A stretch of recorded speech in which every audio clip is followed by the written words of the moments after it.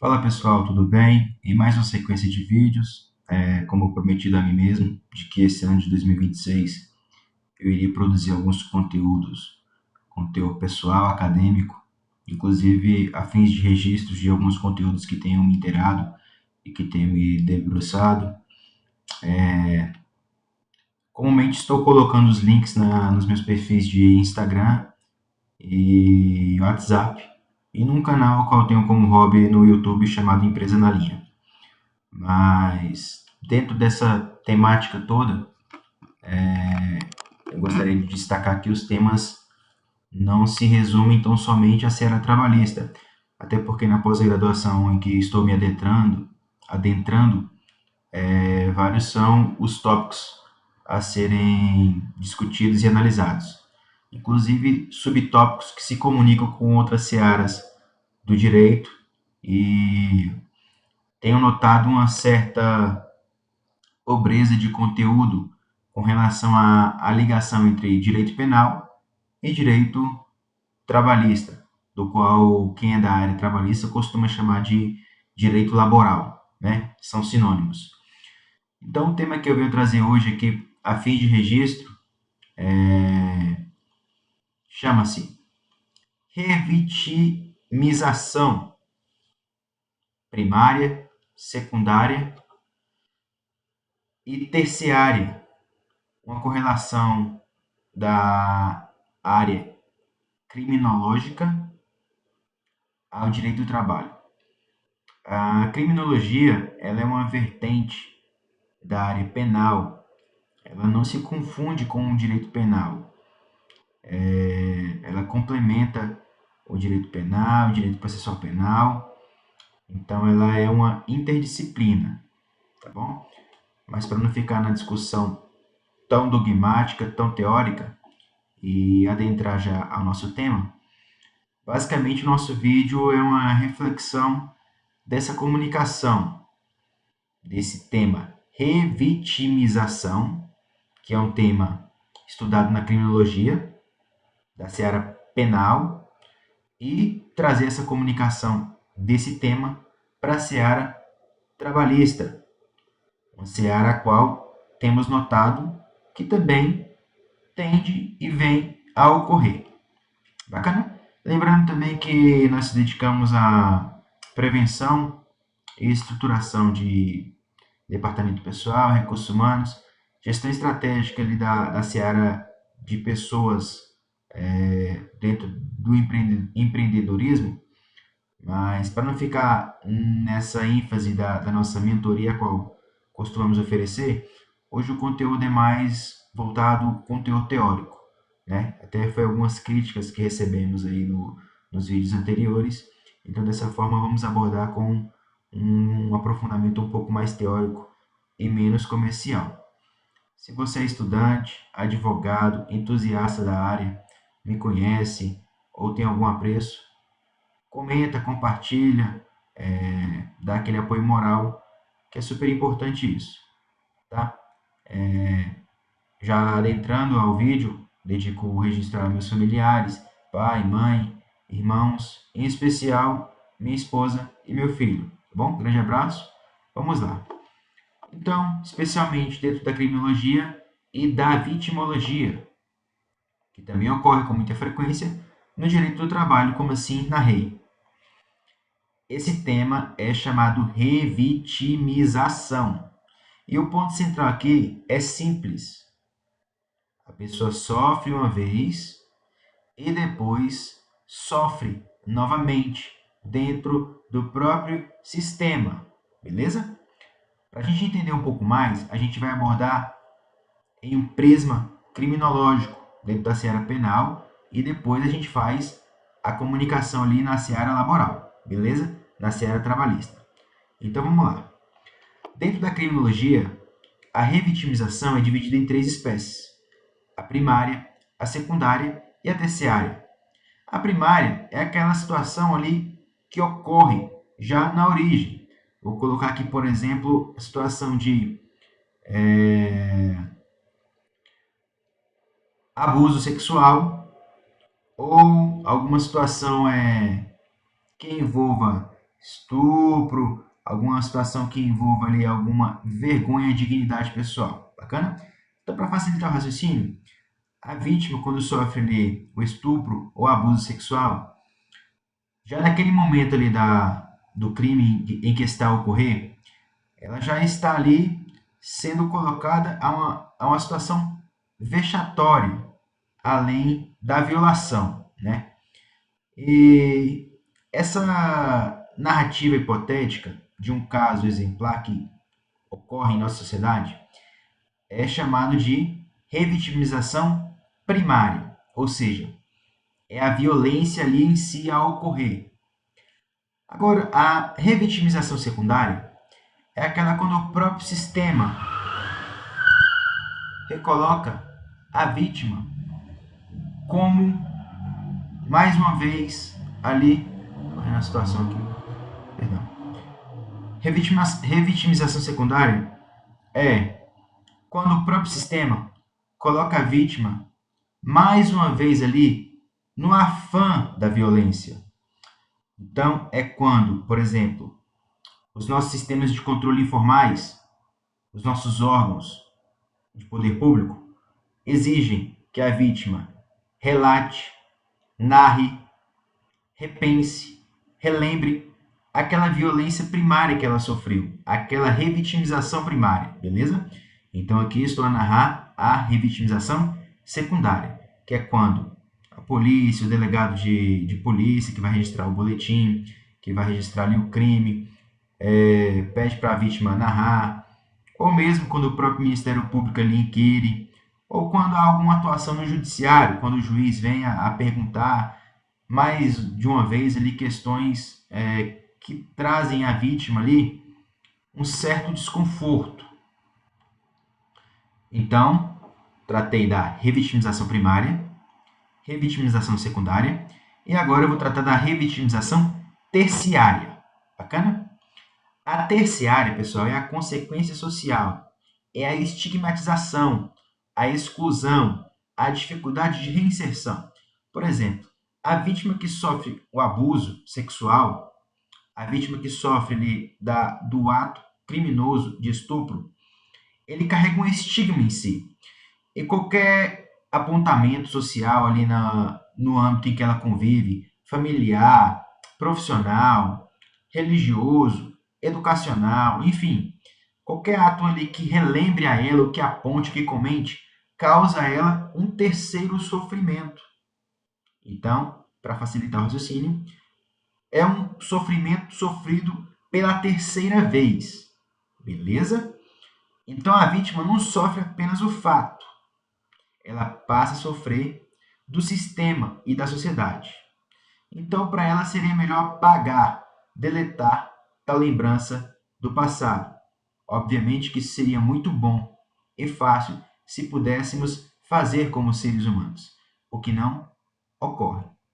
Então, tratamos da vitimização primária, secundária, terciária.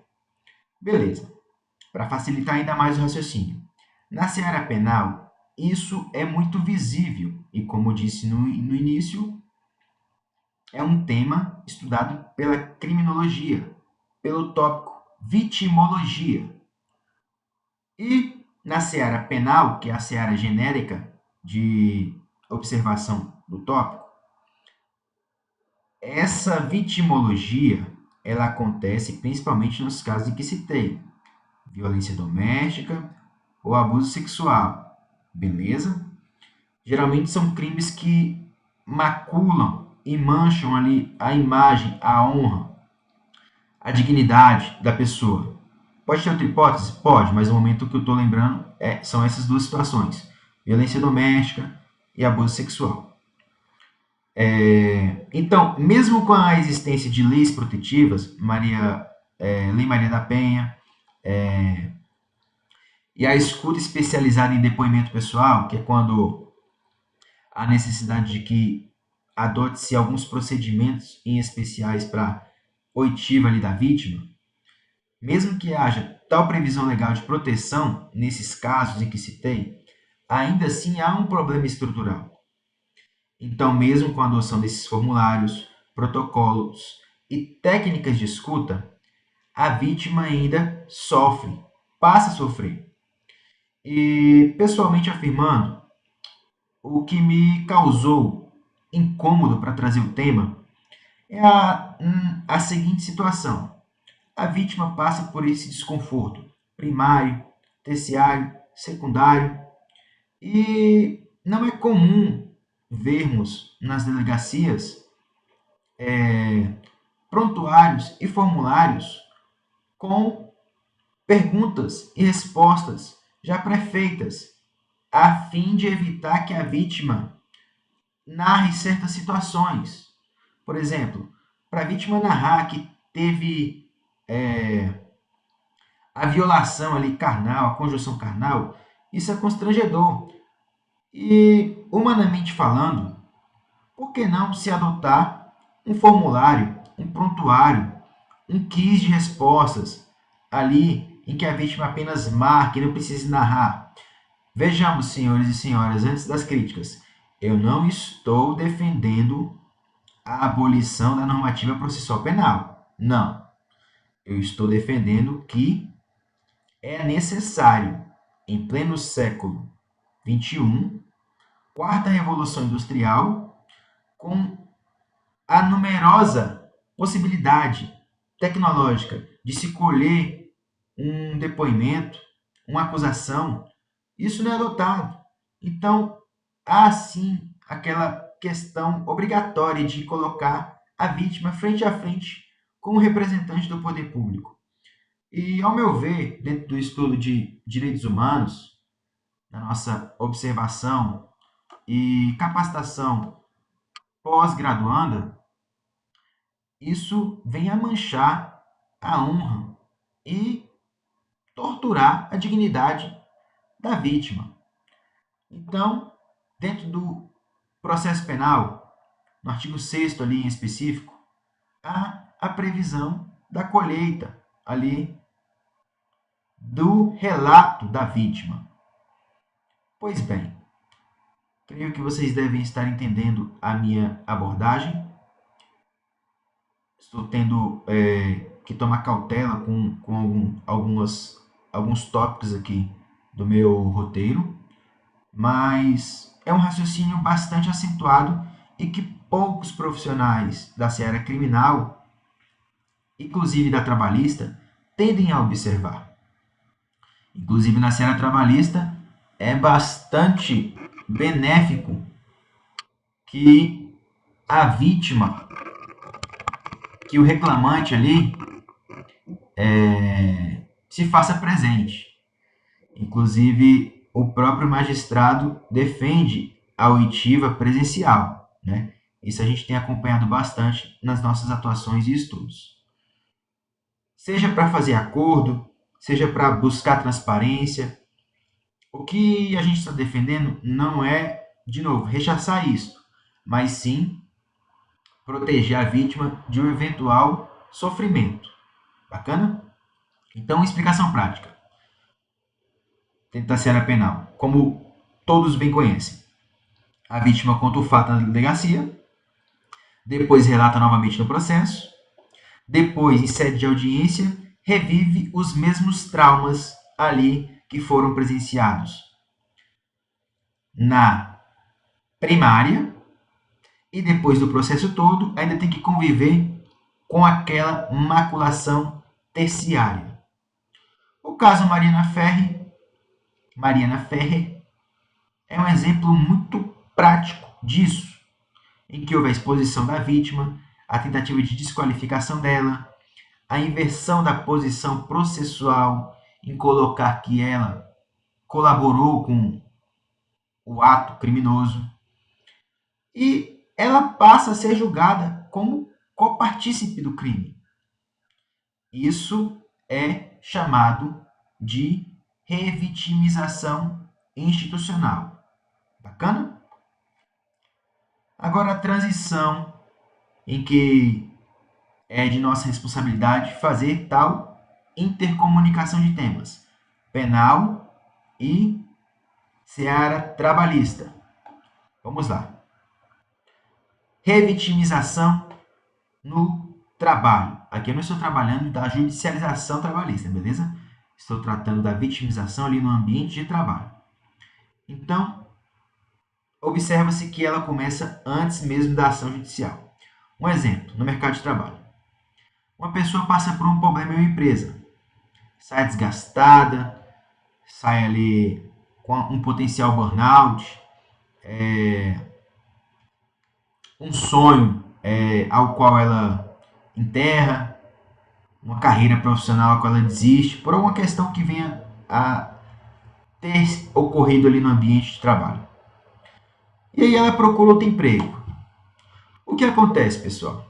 No novo emprego, ela vai se deparar com a exigência de experiência, com a exigência de uma referência, com a exigência de uma carta de recomendação a depender do cargo.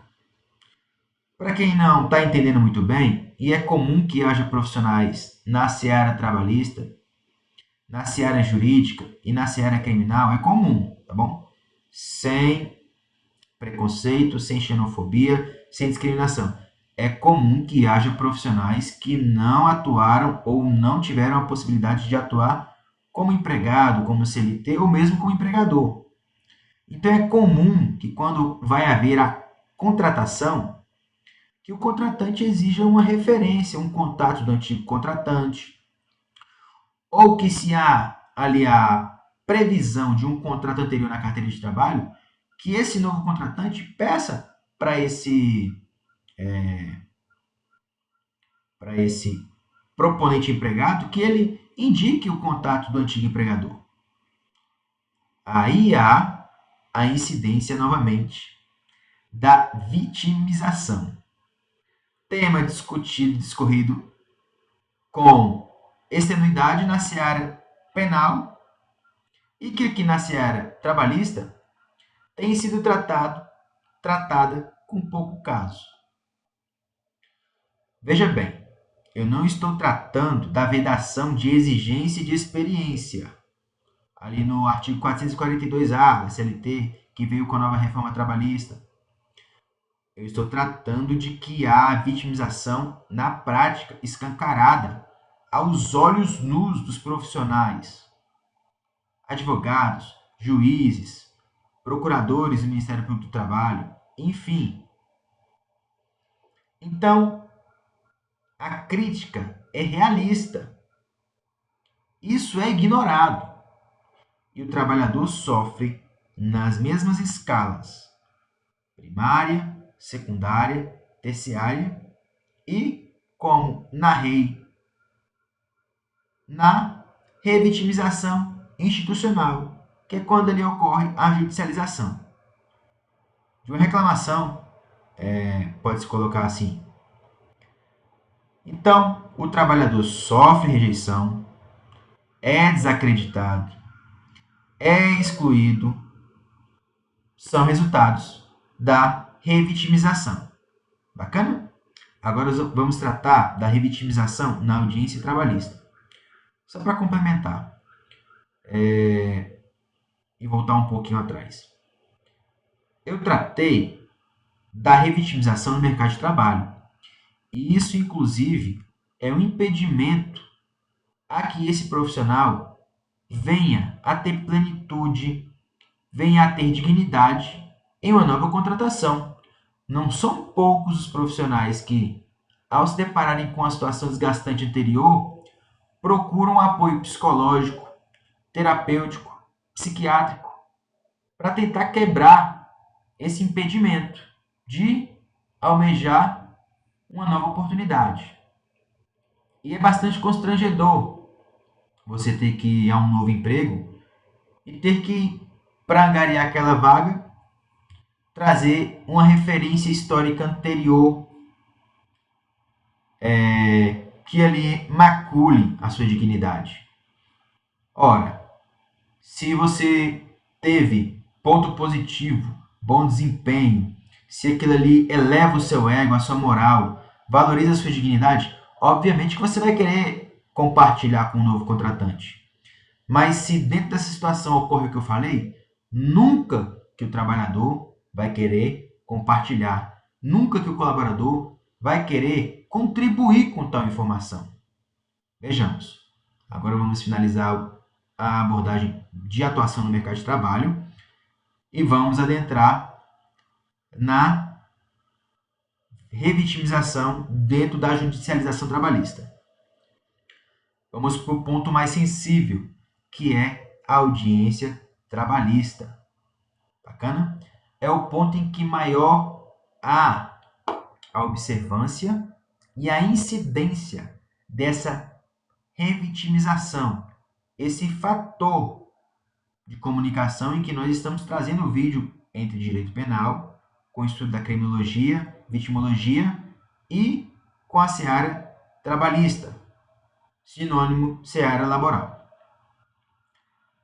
No exemplo 1, a CLT exige a presença das partes. Não vou adentrar muito aqui em processo trabalhista, mas para o vídeo ficar um pouco mais enxuto, o trabalhador é obrigado a se fazer presente em sede de audiência.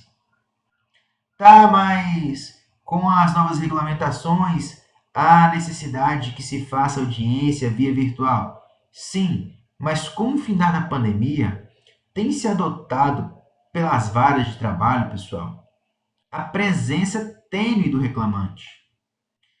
E, mesmo que haja essa exigência, de modo a buscar ali um olhar nos olhos, uma transparência da narrativa, da reclamação, ou mesmo com o objetivo de concluir com êxito, proponente, negociação e acordo, o trabalhador encontra-se ali fragilizado, porque ele sofreu algum tipo de rusga, de problemática interpessoal no serviço, no trabalho ao qual ele está reclamando.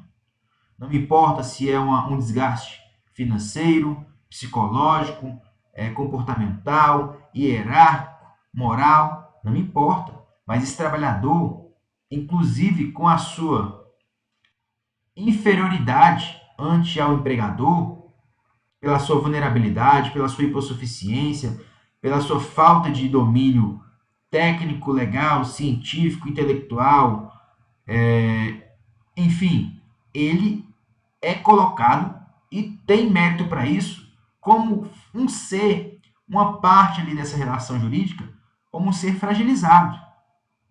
Provavelmente ele deve ter sofrido uma humilhação, alguma pressão, e ele precisa comparecer mesmo assim. Então, a resolução 354 do CNJ, a resolução 345 de 2020 do CNJ também, na prática, nem sempre é concedida, trazendo a obrigação do comparecimento físico do reclamante, ou seja, do trabalhador. Isso gera exposição, desconforto, constrangimento.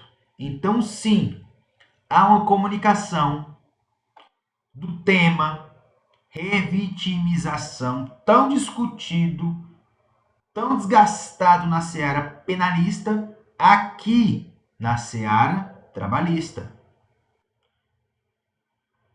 Um caso real em que pudemos presenciar foi uma audiência em que o reclamante se fez presente e que o reclamado ali estava tênue, tranquilo, e o reclamante transparecendo ali desconforto total em narrar a situação perguntada pelo advogado da parte.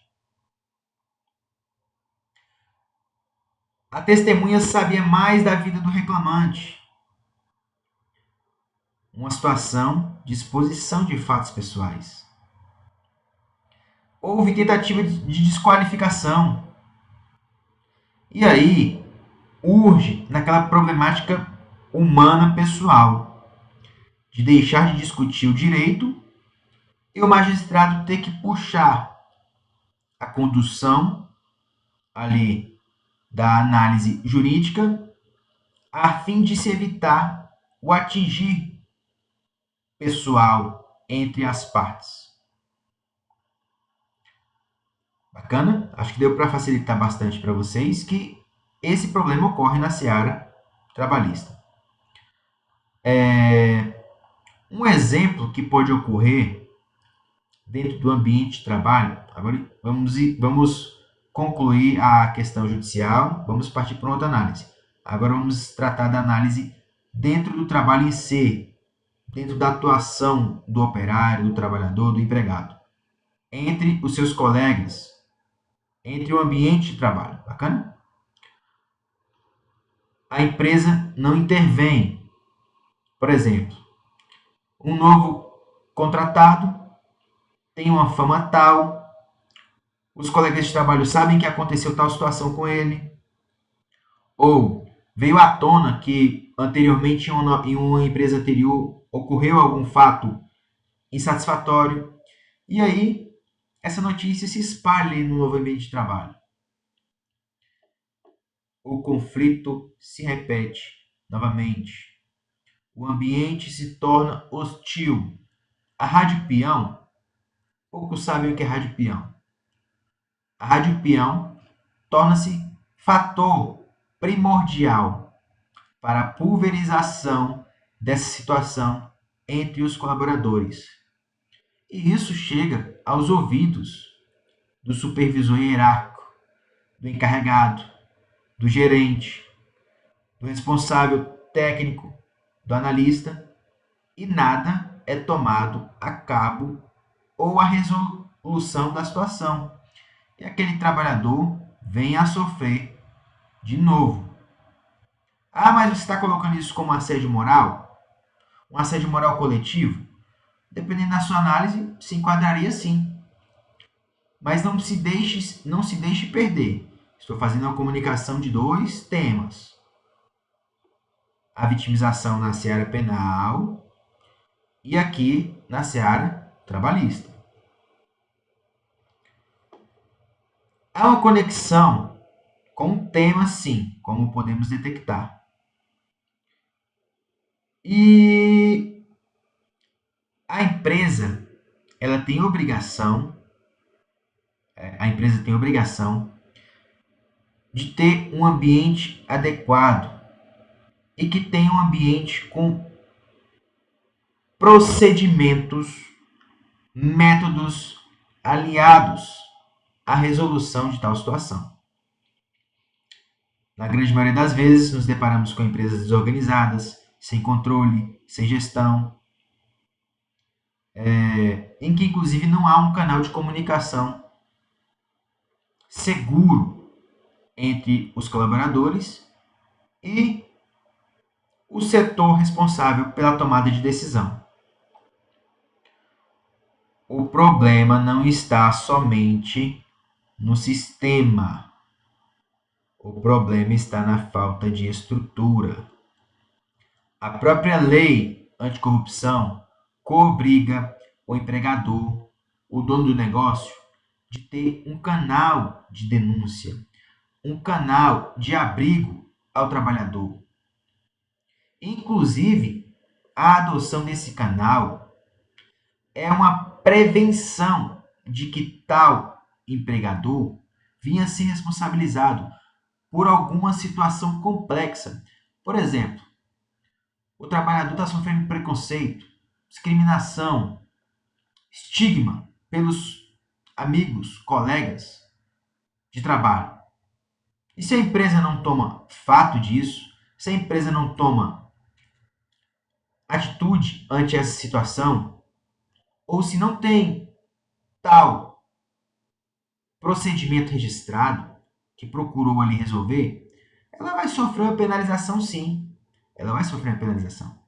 E é para isso que é importante que haja a adoção desse procedimento. Então agora aqui nós estamos juntando realidade prática, realidade legal, com um tema que se comunica entre seara penal e laboral. Como bem falei, a Lei 14.457 de 2022, ela coobriga o dono do negócio a adotar um canal de denúncia. E isso é importantíssimo dentro da gestão de pessoal. Gestão de pessoal complementada ali pelo regimento interno, pelo contrato bem estruturado e definido, por regras claras, por definição de funções, política disciplinar. Tratando dessa forma, pode ser que você não esteja entendendo. Você que é de uma outra seara, de uma outra área jurídica, de uma outra área do direito, mas o dono de negócio, ou quem atua na área trabalhista, sabe que regimento interno, política disciplinar é fator essencial. E ainda mais com a exigência da Lei 14.457 de 2022. O nosso objetivo aqui é uma atuação preventiva. Não é esperar o problema.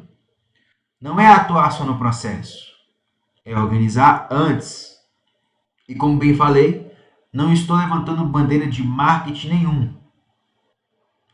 De prestação de serviço nenhuma. Estou trazendo, como bem falei, uma temática a qual me incomodou em trazer a público. Revitimização não é exclusividade de direito penal. Revitimização não merece só cuidado na persecução criminal. Revitimização ocorre também dentro do trabalho, ocorre em ambiente empresarial, ocorre na seara jurídica trabalhista, ocorre em audiência trabalhista. E enquanto não houver organização, o problema não termina, se repete. E é inclusive um dos fatores que impede o trabalhador que sofre mácula, o trabalhador que sofre abuso, o trabalhador que está sendo lesado, de judicializar. Porque ele pensa, poxa, eu não vou colocar a empresa, abre aspas, no pau, porque se eu for procurar outro emprego, dificilmente ou não conseguirei jamais trabalhar. E é assim que a pessoa leiga vai pensar. É assim que comumente o brasileiro de médio e baixo conhecimento pensa.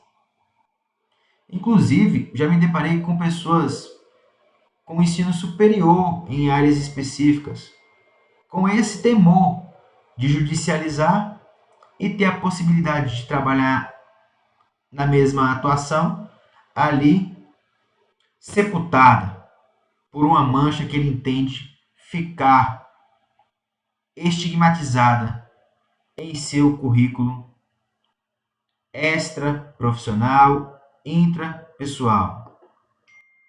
Se você quer evitar esse problema com funcionário, se você precisa estruturar sua empresa, você há de se preocupar. Se você é estudante do tema, como eu falei, acadêmico, funcionário público, gostou do tema, gostou da temática trazida, dá um like, compartilha. Como bem falei, esse ano de 2026 é um ano a qual vou me dedicar mais a registrar algumas reflexões da seara jurídica trabalhista e deixo aqui os meus votos e agradecimentos mais uma vez. Obrigado, doutor e mestre Paz. Obrigado ao nosso magistrado e querido amigo, assim posso colocar, promotor, doutor Paulo Neto, alguns amigos de bancada de estudos também, como costumo citar, doutor Pedro Costa, doutor Felipe, doutora Mariana Metódio, doutor Gustavo Henrique, tem também nosso amigo lá no Maranhão, né? E aí, é isso, pessoal. Agradeço mais uma vez a vocês e deixo aqui as minhas salvas. E se você se interessa pelo assunto, se você se interessa pelo assunto. Segue a gente tem um canal no Instagram, @Empresa na Linha. Empresa na Linha é o canal no Instagram. Temos também o canal no YouTube, Empresa na Linha. E também, pessoal, temos algumas atuações profissionais em serviço terceirizado de mentoria. Eu narrei alguns votos e salvas a alguns amigos. O Dr. Jefferson também, que se situa ali no Maranhão. Bacana, Dr. Jefferson, para não deixar passar batido. Desse modo, senhores, encerro o vídeo com muito agradecimento e assim a gente vai rompendo e crescendo. Grande abraço.